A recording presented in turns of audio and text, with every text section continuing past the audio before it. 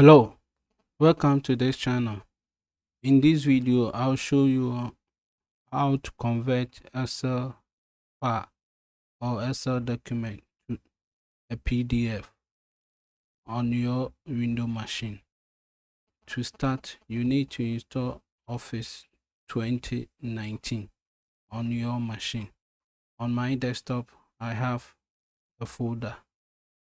In my folder I have a file, that's item, then Excel file, then I open it. So this is my file in Excel format.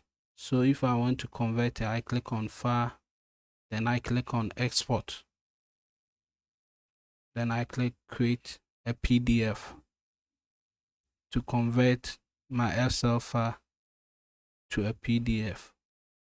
You can give a name to it. After that, you click on publish to convert the Excel file document to a PDF file in Microsoft Office 2019.